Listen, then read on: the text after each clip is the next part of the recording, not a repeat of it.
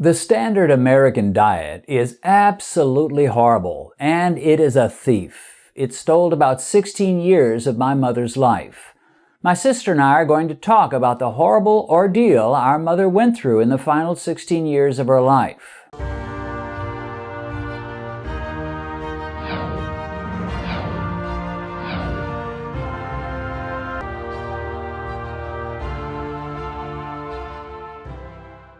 Recently, I was in St. Louis, Missouri, visiting my sister, and I took a little time to sit down with her in front of 3 cameras and talk about our mother. Mom was diabetic, and she also had high blood pressure. In her 60s and 70s, she had terrible circulation problems in her legs, which resulted in both of them being amputated.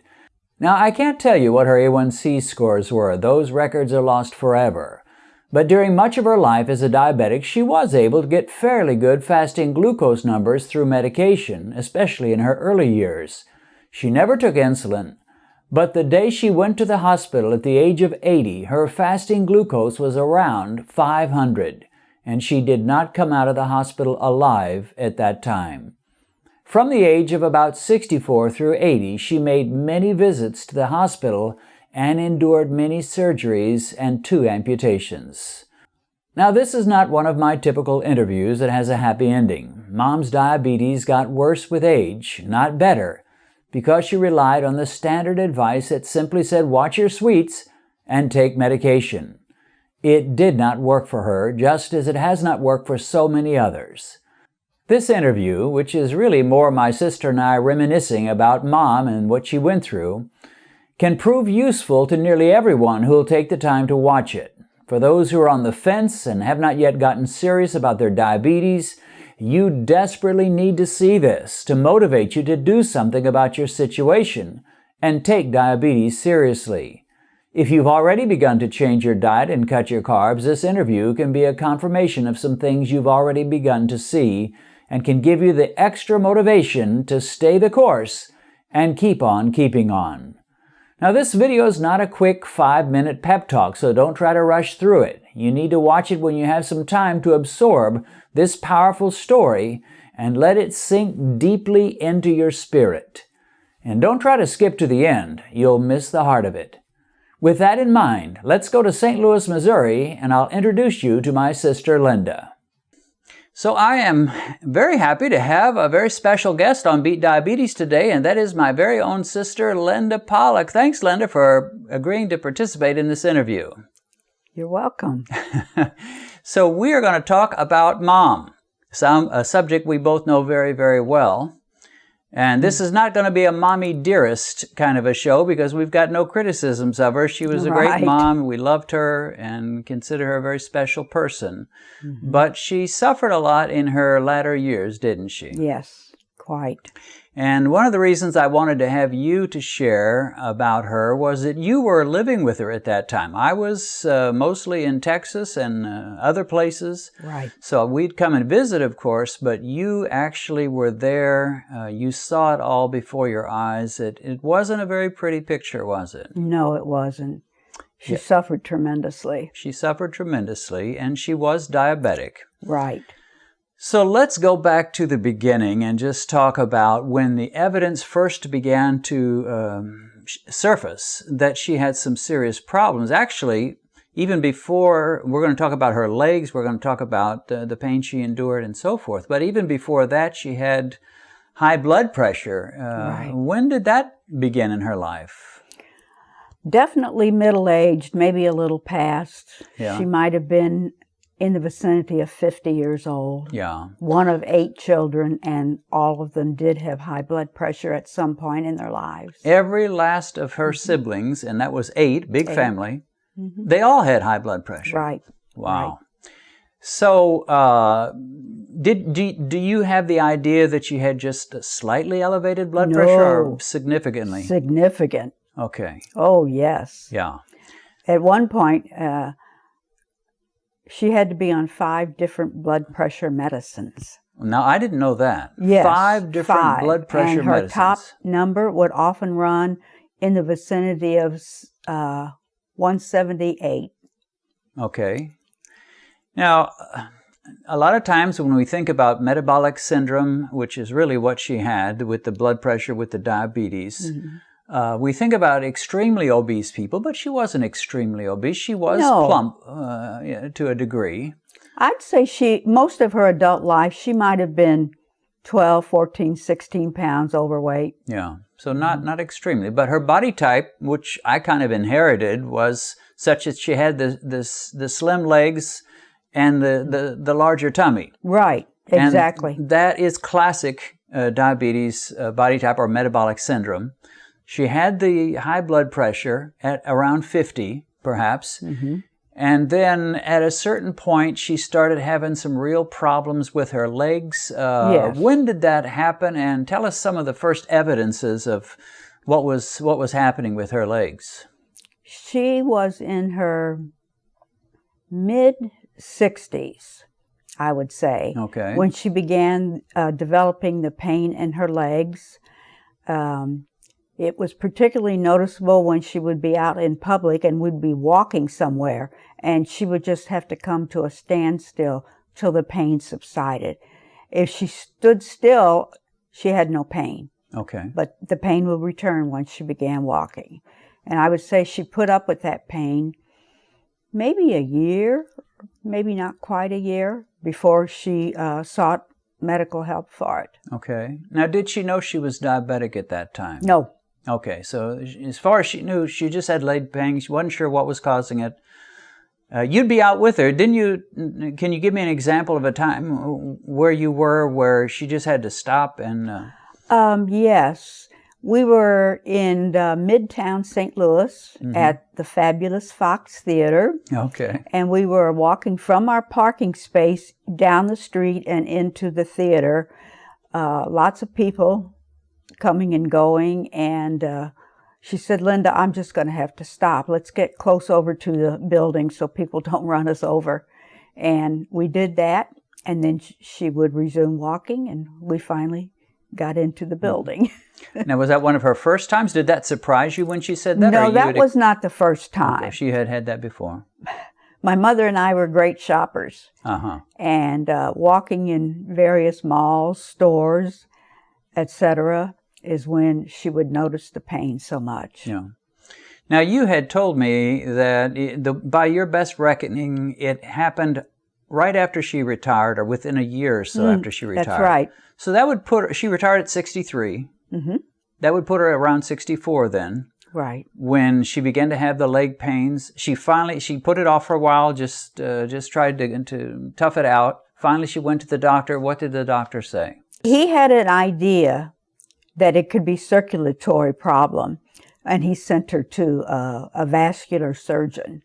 So we know that diabetes definitely has a relationship with circulatory problems. Right.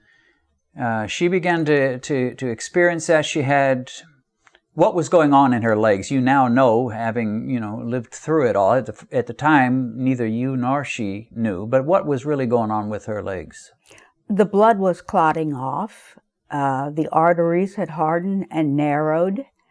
The blood could not get through, so oxygen doesn't get into the legs, and hence the pain. So shortly after that, she saw the vascular surgeon, who recommended a procedure called angioplasty. And angioplasty is, what does that do? They take a balloon catheter and push the plaque against the artery wall. That's how I understood it. I can remember that, hearing about it, and we all had hopes that this will solve the problem. All that blockage is going to be cleared out, and she'll be fine from henceforth.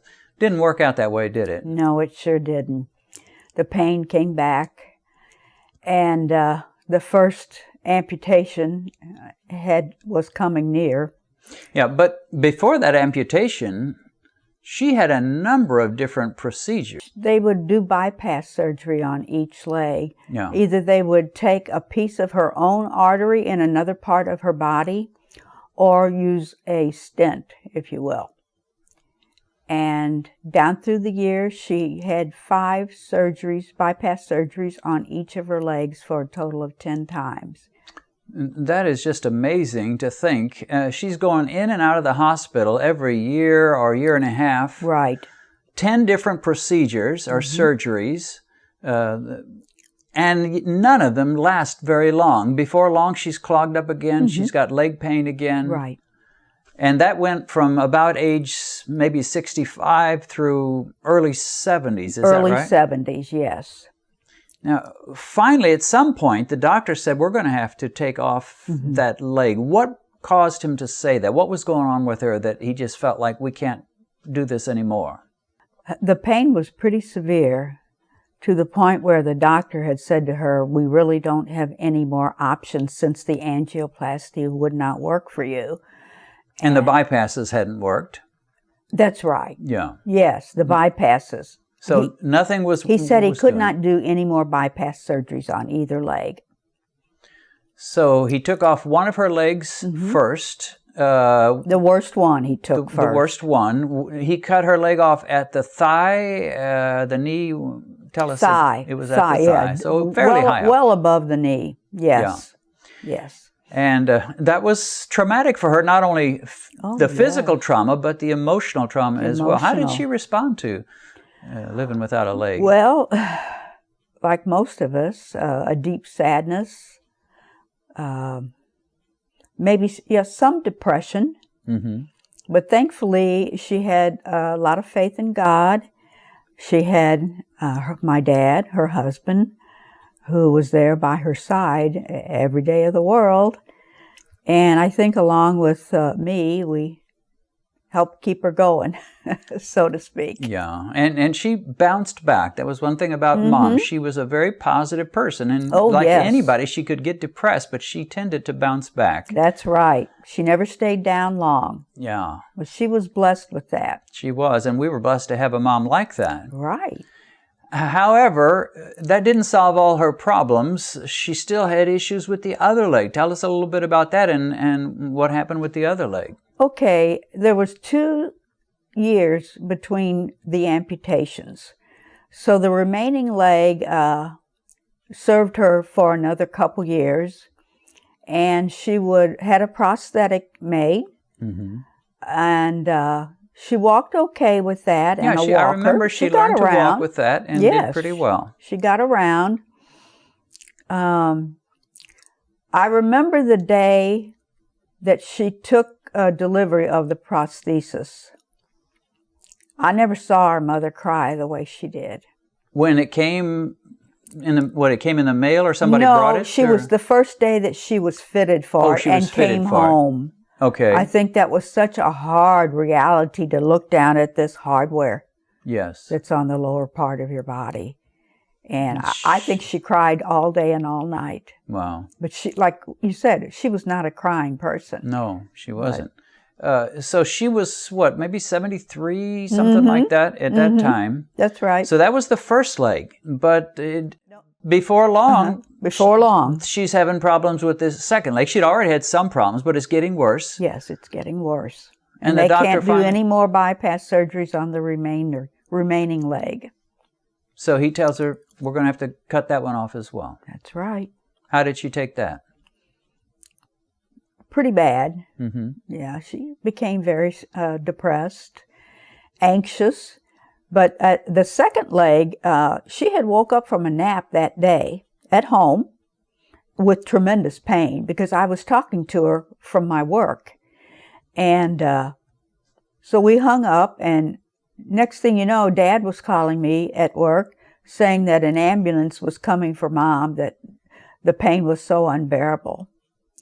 She was in tremendous pain. Yes. When they put her in the ambulance, they put her on morphine. And this was right before the amputation of the second leg. That's right. So I guess in a way it was a little bit of a relief just to be free from all that pain. Yes. Yes. But quite a psychological trauma. Oh, yes. Now she's got no legs.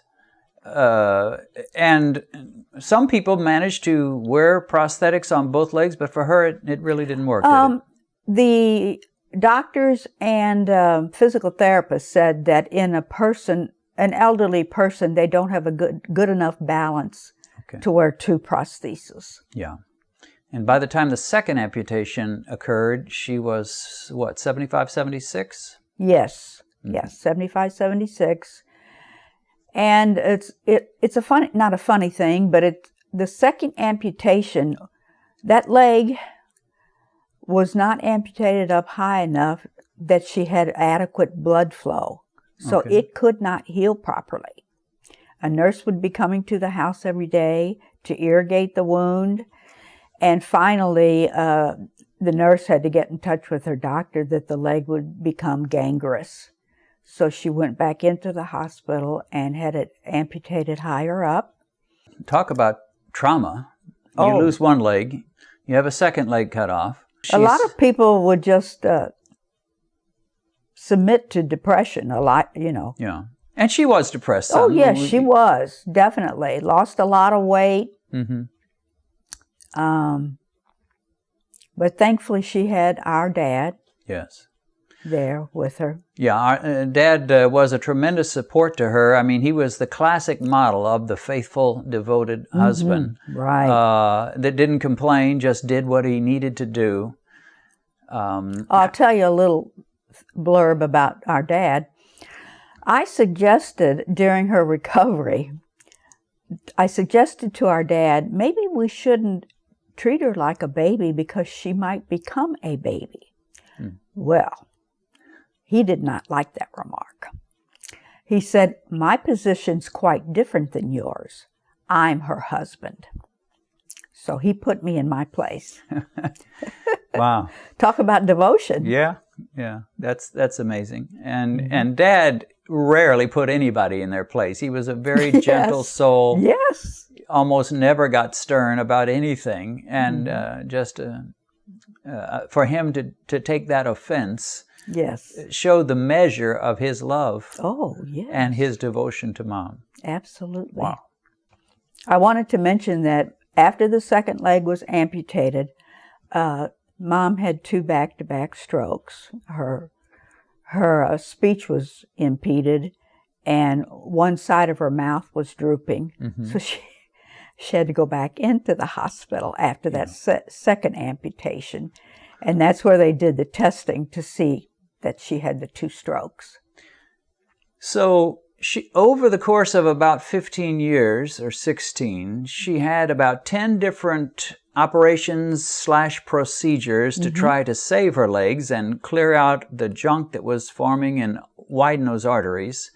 Right. Then she had 2, or I guess you could almost say 3 amputations. They had to do the second one twice, a second time. And then she had 2 strokes on top of that.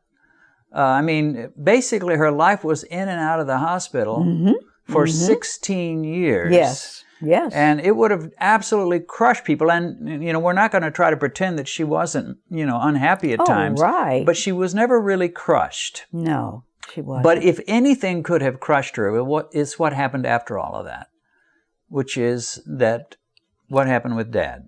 Well, Dad passed away in 1996, and Mom would have been in her, I can't. She would have been 78. Okay, because 78, she lived to be 80, and, that's right. And she lived 2 years without Dad. Yes, 2 years. When he passed, it really hit her, I think, harder than everything else up to that point. Yes. For one thing, like you said, she had not been alone since the amputations. I worked full-time. Dad had been always there with her. And following his death, I was up in the air. It's like, okay, what do I do? So, you know, one of the things that I think about as I think about Mom is those last 2 years. For many, many days of those last 2 years, she was alone in that house. Oh, mostly, yes. Absolutely. You were at work. Dad was gone. I was living in another state. And you all put some things in her room to make her a little bit more comfortable, make it convenient. Tell us what you did with that. Yes, we hired a plumber to install a toilet and a sink right there in her bedroom, where she learned from physical therapy how to pivot from the bed to the wheelchair, to the toilet, and to the sink. Yeah. So her life was really spent mostly in the bedroom, But she could get into her wheelchair and go out to the kitchen. We had a mail slot installed on our side door to the house, and she was able to take her grabber and pick up the mail with that. And she always liked going through the mail. Yeah. At lunchtime, she'd usually do that. But it just strikes me as kind of a sad, lonely life to be without your legs, without your husband, nobody in the house, and you're having to, maneuver around with a wheelchair without your legs. Mm-hmm. It was not easy. Oh, no, it sure wasn't. And if she didn't have faith in God and a positive spirit, right? I don't know how she could have made it at all. I have a picture of her in my mind now, of her sitting on the bed with the Bible open. And the bed was a queen-size bed, so you could surround yourself with Bible and other type books, pamphlets. So she had a lot of reading material. But yes, she was quite lonely, quite alone. Yeah. Now, I did talk to her 3 times a day from work. Oh, that was great. Not long. I had to know she was okay. Yeah, well, I mentioned to you earlier today, I really believe you were a gift from God. There was a limit to what I could do, but you were there when she needed you so desperately, and she had helped you through some rough times in your life when you were younger. That's right. And now it was your turn to help her. Absolutely. And you did it, and I just admire you for being so faithful in that. I was happy to. Yeah. And you would take her places. In fact, yes. We went everywhere together. We both loved music. Okay. So we would enjoy going to concerts at the Missouri Botanical Gardens. And once the concert was over, we would always go walking through the gardens. I would push her in the wheelchair. And then from there, on the way home, we would stop and eat in a restaurant. We went shopping. Mm-hmm. I always knew where the elevators were, and handicapped restrooms. She was always concerned about that when we would leave the house, that there would be a handicapped restroom in the facility. Well, it is wonderful. It's interesting to me that you've still got the car you had when you were doing that, and you've got scratch marks by the trunk where you would put the wheelchair in and out, and then you had to set it up and help Mom. You're not a big person yourself. You're all of about 5'1", I think. Mm-hmm. But you had to help Mom in and out of the wheelchair, in and out of the car. It wasn't exactly physically easy for you. One thing that helped her was the physical therapist introduced her to a sliding board to transfer in out of the car into her wheelchair and back. One thing I wanted to mention, shortly after Dad's death, I was holding her wheelchair while she slid off into a regular living room chair. And I remember this so clearly. She said, "I'm afraid I'm going to have to live 2 more years like this." Mm. And I figured that without Dad, her husband, and without her legs. She had that feeling, and sure enough, she lived 2 more years after that. Yeah. It's an interesting way to put it. I'm afraid I'm going to have to live. Not I get to live 2 more years, or I wish I could live more years, but I'm afraid I'm going to have to live. She was faithful to God, faithful to her faith and her convictions. She wasn't going to commit suicide. She was going to gut it out and do what she had to do. But she was looking forward to going home. Yes. Yeah. Yes, absolutely. And in fact, shortly before she died, she had a heart attack, and I was talking to her, and I said, that they brought in all the medical personnel. She was in the hospital, and resuscitated her. I said, "Did it feel strange to think this might be it for you?" And she said, "No, I'm ready to go. I figure if it's my time, I'm ready to go." Mm-hmm. And so she lived those 2 years. Yes. And she went to be with the Lord, for which right. we're thankful, where there is no suffering, and the things she experienced are now a distant memory. She'll have new perfect legs in heaven. Well, let's talk a little bit about her diet. Yes. Diet is a big deal these days for people that want to overcome diabetes. But in her day, they didn't really know too much. The doctors didn't give her a lot of advice. They gave her a pill to take. And told her basically she would need to watch her sugar.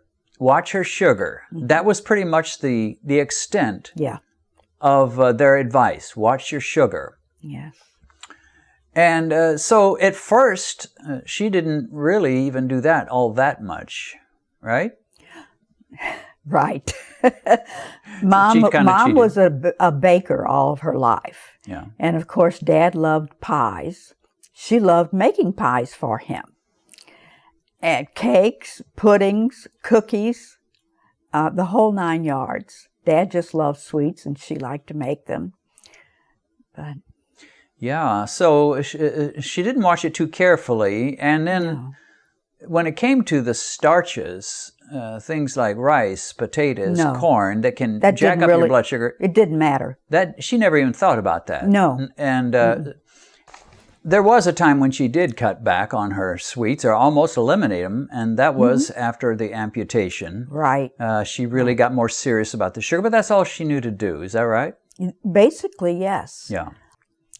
Back in those days, fat in your diet was a bad thing. And that's one thing she cut back on terrifically. She wanted to cut down on the fat. She lowered her salt. She hardly used any salt whatsoever. Her blood pressure was so high. And but other than that, I can't think of any more food changes. Well, and I can remember her eating cereal, frequently. Yes. That was one of her standard breakfasts, which, again, it's made out of grain. It's going to jack up your blood sugar. And I don't think she even thought about starches as being necessarily bad. No. So she's cutting down on the fat, which she really didn't need to do at all. She is still eating a lot of starches. It didn't work for her. And, one of the things that people always say if they hear about someone who's had their legs amputated is, oh, were they diabetic?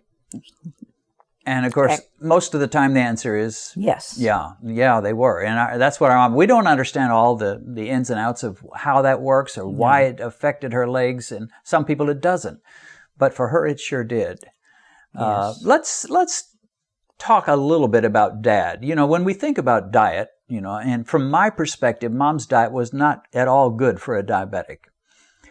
Dad ate the same foods as Mom. Right. He ate the desserts. He ate whatever he liked. He ate the standard American diet. Now, he was older than Mom, and he ended up, even though he died before her, he actually outlived her in terms of total years.